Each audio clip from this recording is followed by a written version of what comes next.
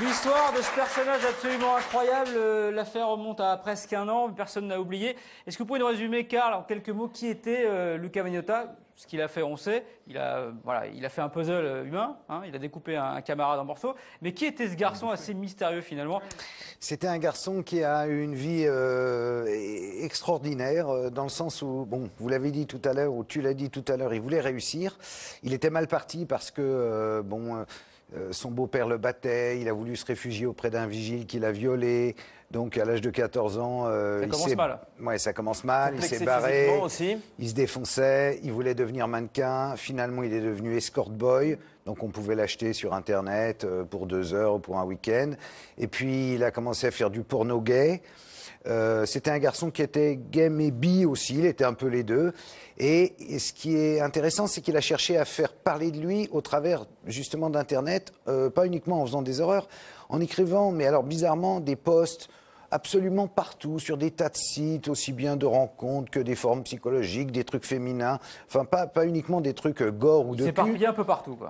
Partout, tellement partout que quand j'ai commencé à faire l'enquête pour faire un doc au départ, je me suis rendu compte qu'il y avait de quoi faire un livre parce que le garçon racontait sa vie, racontait tous ses malheurs et avec un côté désarmant et presque attachant par moments parce qu'il a ce côté un peu Madame Bovary qui voudrait vraiment être aimé pour ce qu'il est et qui ne trouve jamais l'amour, que ce soit féminin ou masculin. C'est une succession terrible d'échecs et il s'aigrit d'une certaine façon et c'est là où il se dit bon je vais tuer des chats. Il le fait. Et puis il passe la vitesse supérieure et là il trouve à la fois le bonheur puisqu'il devient une star et en même temps la terreur parce qu'il s'enfuit en Europe sous le nom de Trammell qui est le nom de Sharon Stone dans Basic Instinct. Absolument, parce qu'il est fan de cinéma, fan d'Hollywood. Oui, il aurait voulu. Référence aussi. C'est constamment des références, soit à des stars d'Hollywood, soit à des serial killers célèbres du passé dont il a retrouvé la trace sur Internet.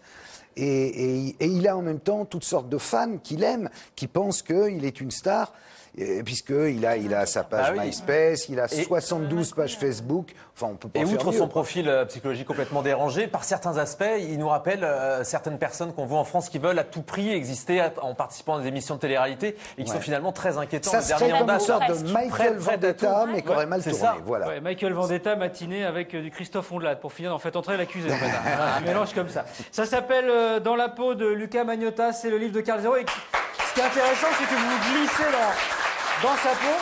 C'est écrit à la première personne, alors forcément, quand on le lit, ça prend un relief particulier, mais ça va être flippant de se glisser dans la peau de ce garçon, non? Non, c'est parce que tous ces textes d'Internet, ils sont à la première personne puisqu'ils se livrent. Et donc, ça aurait été triché que de ne pas se mettre définitivement dans sa peau pour raconter son histoire. C'est son histoire, c'est pas la mienne. Hein. Si je vais chez vous, je vais pas trouver des chats découpés en morceaux, tout va bien. Il y a peu de risques. Je me suis même demandé s'il n'est pas vu des séries américaines, parce qu'il y a un épisode d'Esprit criminel, je voulais vous en parler, qui est exactement son histoire. À un degré, mais inimaginable. C'est pas impossible. Peut-être. Il avait pas mal de sources d'inspiration. La télé en est une. On va justement parler de télé. Vous me tendez la perche, Isabelle. Hop,